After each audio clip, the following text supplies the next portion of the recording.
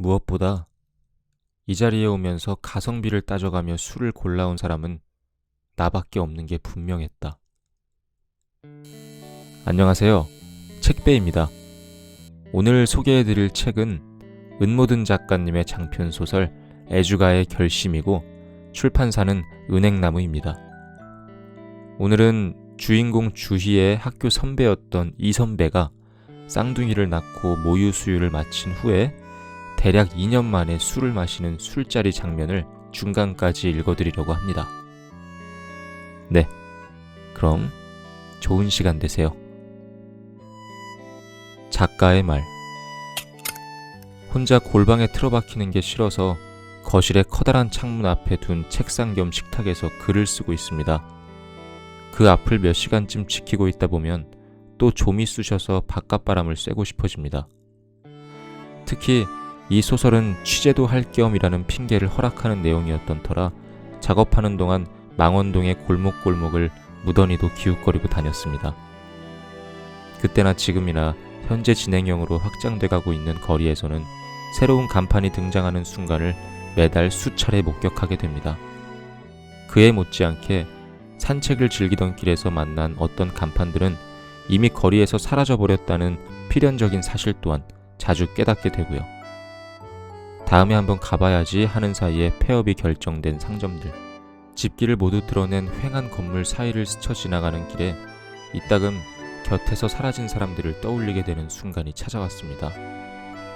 그 중에서도 마음에 걸리는 것은 우리가 사는 세계에 속살처럼 여린 사람들이 고립되어 있다가 어느새 증발해버린 경우입니다.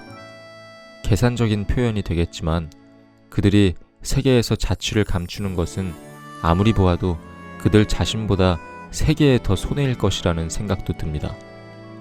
그렇다면 우린 무엇을 할 수 있을 것인가 하는 질문이 늘 마음 한편에 자리했습니다. 이 소설을 마주한 분들에게 은근하게나마 그 질문이 전해졌으면 하는 바람입니다. 애주가의 결심. 찻잔을 감싸듯 슬그머니 술병을 쥐어본다. 유백색 표면으로 전해지는 온기를 조금 더 느끼고 싶다. 데운 술이 가득 찬 술병은 아직 지나치게 뜨겁다. 몇 초쯤 손을 떼었다가 손끝으로 병목을 기울여 투명한 술을 따른다. 술잔 위로 흐릿하게 피어오르는 훈김을 보면 언제나 마음이 놓인다. 하물며 두 볼이 에이도록 거센 겨울바람을 맞은 뒤라면 더더욱 데운 술만큼 반가운 것은 없다. 그대로 잔을 들어 단번에 술잔을 비운다. 뭉근한 단맛이 느껴지는 후끈후끈한 술이 입안을 채웠다가 온몸으로 부드럽게 퍼져나간다. 이렇게 다정한 존재가 또 어디에 있을까? 누가 이토록 내 마음을 잘 알아줄까? 그렇게 맛있어? 한 손에 국자를 든 이 선배가 식탁 앞으로 돌아왔다. 나도 한 잔 줘봐. 술잔이 절반쯤 채워졌을 때 이 선배는 그만하면 됐다는 듯 오른손을 흔들었다. 입술을 적시듯 조금씩 술맛을 음미하던 그녀는 배시시 웃더니 아, 좋다 하고 말했다. 하지만 이 선배는 오늘만큼은 천천히 오래 마시리라고 다짐했다. 자기 얼굴에 취기가 돈다 싶으면 물을 마시라고 잔소리를 해달라는 부탁도 덧붙였다. 이럴 게 아니라 지금 좀 먹어둬야겠다. 컨디션 같은 거 있잖아. 그걸 미리 마셔두면 훨씬 덜 취한대. 드링크제를 개봉하는 이 선배의 얼굴에는 비장함마저 감돌았다. 쌍둥이를 가진 뒤 모유 수유를 마칠 때까지 2년 가까이 무알콜 맥주로 어르고 달래온 심신에 드디어 음주를 허하는 날, 이 선배는 자신의 인생에서 가장 많은 양의 술을 마셨던 동문과 조교 시절의 인연을 잔뜩 불러 모았다. 그리고 가장 먼저 도착한 내게 술잔을 건네받기 전부터 이미 취한 사람처럼 들떠 있었다. 두 아이의 엄마가 되는 일이 얼마나 고된지는 못 본 새 늘어난 새치를 통해서도 충분히 짐작할 수 있었지만 2년 동안 술을 한 방울도 입에 대지 못했다는 건 곱씹을수록 가슴이 먹먹해지는 일이었다. 나는 얼른 선배의 잔을 채워주었다. 그새 독구리병은 체온보다 조금 높은 정도로 알맞게 식어 있었다.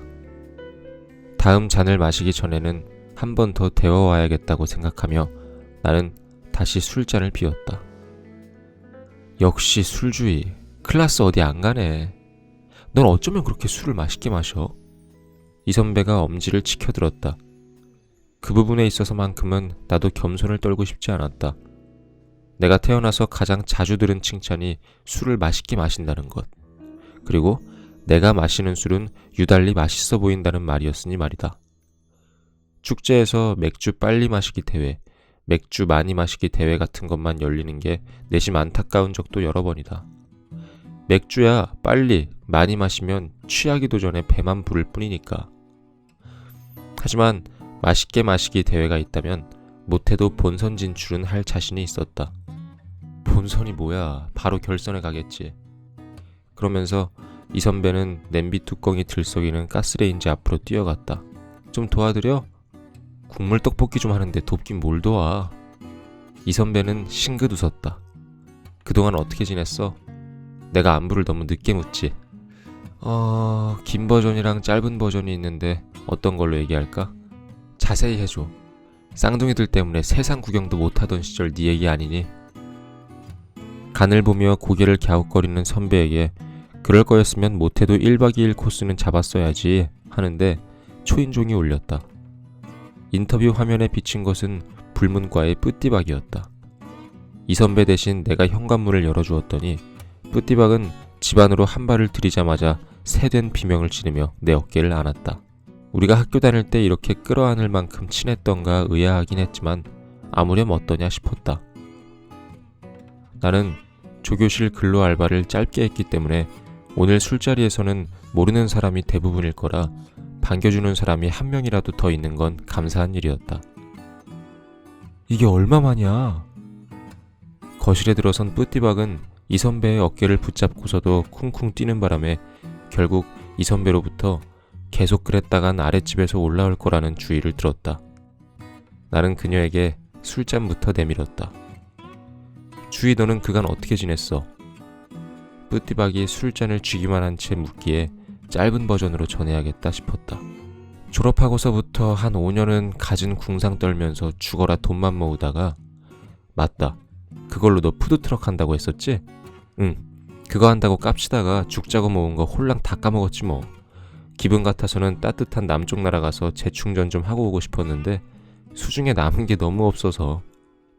거기까지 말하고 나니 막상 오랜만에 만나자마자 쏟아낼 얘기는 또 아닌가 싶어. 그래도 큰 빚 안 진 게 어디야 하고 얼른 덧붙였다. 그건 거짓말이 아니었고 뿌띠박도 안도했다는 듯 맞아 그게 어디야 라며 내 말을 따라 반복했다. 분위기를 무겁게 할 얘기는 더 이상 하지 말자고 나는 다짐했다. 그건 무엇보다 이날만을 기다려온 이 선배에게 미안한 일이었다. 게다가 나도 오늘은 오랜만에 기분 좋게 마시며 진탕 취하고 싶었다. 때마침 이 선배가 커다란 냄비에 끓이고 있던 국물 떡볶이가 완성됐다. 손님들이 속속 등장하는 사이사이 배달 음식도 도착해서 짧은 시간 동안 24평형 아파트의 거실이 가득 찼다. 모인 사람은 총 12명이나 됐다. 그중 이 선배가 동문과 조교일을 하던 당시 과 사무실을 나누어 쓰며 같이 조교 생활을 했던 불문과 조교와 옆방의 일문과 조교도 있었다. 그리고 나처럼 그들의 통솔하에 과실에서 근로 알바를 했던 이들, 그리고 그들의 지인도 섞여 있었다. 연령대는 대략 20대 후반에서 30대 후반이었으며 직업군도 다양했다. 어쨌든 초대한 모두에게 전한 이 선배의 주문은 한 가지였다. 수유를 하는 동안 참아야 했던 자극적인 요리를 잔뜩 시켜 먹을 테니 각자 마시고 싶은 술을 한 병씩 가져올 것. 그 얘기를 듣는 순간 나는 고민할 것도 없이 주종을 정할 수 있었다. 선배는 원래 소주만큼이나 청아를 좋아했고 겨울밤에 술판이라면 모름지기 따뜻한 술도 한 잔씩 마셔줘야 하니까. 게다가 집 근처 이마트에서는 센이라는 이름의 1.8리터 대용량 사케를 단돈 11,800원에 살 수 있었다. 웬만한 냉장고의 음료 칸에는 똑바로 세워서 넣기도 힘들 만큼 거대한 몸집을 자랑하는 이 사케는 평소에도 내가 주위 사람들에게 마트에서 살 수 있는 술 중 가성비가 뛰어나다고 추천하는 제품이다. 고가의 사케처럼 오묘하고 특색 있는 향미를 기대할 수는 없지만 무난한 듯 깔끔한 맛으로 쉬이 질리지 않는다. 따라서 마음 먹고 부어라 마셔라 하는 오늘 같은 자리에서 빛을 발하는 술 중 하나다. 날이 날인 만큼 나는 2병을 골랐다. 그러자 들고 오는 일이 녹록하지 않았다. 내가 기대한 그림은 거대한 술을 검처럼 양팔에 끼고 선 개선장군 같은 모습이었으나 술병이 든 봉지를 품에 안았다가 양손으로 번갈아 들었다가 하며 낑낑대는 일개미가 된 기분이었다. 이 선배가 바로 그 사케 2병을 들어 보였을 때 여기저기서 대박이라는 감탄사가 터져나왔다. 불문과 조교였던 김 선배는 역시 술주의 하며 박수까지 쳤다. 술주의, 넌 지금도 필름 끊긴 적 없어? 너도 이제 30쯤 됐잖아. 아니 넘었나? 언니, 요새도 만 나이 안 쓰는 사람이 있어요? 아직 29이죠. 아니 그리고 대체 필름 끊긴다는 게 뭐예요? 난 그게 뭔지 진짜 모르겠더라. 겪어봤어야 알지. 부럽다 술주의. 농담 삼아 한껏 으스대는 와중에도 꽤 오랜만에 술주의라는 별명을 들으니 가슴 한쪽이 찌르르 했다. 술주의? 하고 고개를 갸웃거리는 자신의 애인에게 김 선배는 내 별명의 유래에 대해 설명하기 시작했다. 우리가 다들 어문 쪽이잖아. 그때 과실에서 자주 보는 사람들끼리 각자 전공하는 나라 말을 섞어서 애칭을 만들었거든. 불문과 귀요미는 뿌띠박, 이 언니는 일문과 왕언니라 임삼아, 영문과면서 맨날 임삼아랑 논다고 배짱, 독어 중에는 학센만큼 우리 입에 붙는 게 없어서 쟤는 학센김, 이런 식으로. 그거 네가 시작한 거잖아. 이 선배가 웃었다. 그치. 그런데 주인은 남의 나라 말 붙일 거 없이 그냥 술이 제일 잘 어울리는 거야. 나는 자리에서 일어나 그래서 술주의가 되었습니다 하고 고개를 꾸벅 숙였다. 기왕 일어난 김에 손에 든 잔을 말끔히 비우는 서비스도 잊지 않았다. 방금 전까지는 분명 사케를 마시고 있었는데 언제 소맥이 든 잔으로 바뀌었나 싶었지만 누가 탔는지는 몰라도 마지막 한 모금까지 청량감이 살아있는 게 마음에 들었으므로 불만은 없었다. 이어서 김 선배는 자신과 애인이 가져온 술을 꺼내놓았다. 선배가 고른 것은 샴페인이었고 다른 하나는 조니워커 블랙 라벨이었다. 이 댁에 탄산수가 있으려나? 오랜만에 하이볼을 좀 진하게 타서 마셔야겠다 싶어 나는 군침을 삼켰다. 언니, 블랙 라벨! 하고 어깨를 건드리자 김 선배는 위스키병 뒷면에 쓰인 군남용이라는 문구를 보여주었다. 그리고는 애인이 직업군이어서 가장 좋은 점이 이 군남용 양주에 있다며 장난스럽게 어깨를 으쓱거렸다. 연말에 귀인을 만난다더니 여기서 뵙네요. 앞으로 자주 봬요. 너스레를 떨며 말을 걸자 김 선배의 애인이 쑥스러운 듯 웃더니 내 잔에 위스키를 따라주었다. 사케의 소맥을 거쳐 본격적인 술자리가 시작되자마자 또 주종이 바뀐 것이다. 하지만 술주의라면 달려야겠지? 나는 스스로에게 물었고 위스키 한 모금을 입안에 흘려넣음으로써 대답을 마쳤다. 다음으로 공개된 술 또한 위스키였다. 가져온 이는 내 맞은편에 앉은 남자였는데 그는 머뭇거리며 자리에서 일어났다가 시선이 집중되자 쑥스러운 듯 도로 자리에 앉았다. 나는 원래 남달리 부끄러움을 타는 사람에게 눈길이 가곤 했다. 가만 살펴보니 부드러워 보이는 머릿결하며 얇은 베이지색 니트 스웨터의 핏이 나무랄 데가 없는 게 외모도 딱 내 타입이었다. 이따 술 한잔 따라주며 말을 걸어봐야지. 하지만 머리를 굴리는 동안 그가 누구의 친구로 이 자리에 왔다는 이야기를 제대로 듣지 못했다. 그의 목소리가 원체 작은 탓도 있었다. 하지만 주류 쪽 일을 하고 있어요 라는 말만큼은 정확히 귀에 꽂혔다. 정말요? 사랑합니다. 우렁차게 울리는 내 목소리를 듣고 좌중은 웃음을 터뜨렸다. 모두를 웃기기보다는 저 남자가 빙그레 웃을 수 있는 얘기를 해야 했는데 급히 후회가 밀려왔지만 이미 뱉은 농담을 다시 주워 담을 수도 없는 노릇이니 원래 호방한 사람인 양 나도 소리내 웃어넘겼다. 지금까지 나온 술만으로도 밤새 마시겠다 싶었는데 이후에도 화려한 라인업이 이어졌다. 여행지에서 사왔다는 쉐리주가 나왔고 샴페인처럼 개봉하도록 만들어진 빈티지 맥주, 향이 일품이라는 중국의 백주와 마니아층이 있다는 오키나와 소주도 소개됐다. 샴페인과 와인이 세트로 구성된 박스는 겉면을 두른 리본마저 고급스러워 보였다. 그뿐인가? 나 말고도 사케를 가져온 사람이 또 있었는데 짙은 먹빛의 상자 안에 든 술이 공개되자 주류 회사에 다닌다는 남자가 작게 탄식을 내뱉었다. 그가 옆자리에 앉은 이에게 속닥거리는 것을 엿들은 바에 의하면 그 술은 닷사이 중에서도 최고급 라인으로 면세가로 구매해도 30만 원 정도 된다고 했다.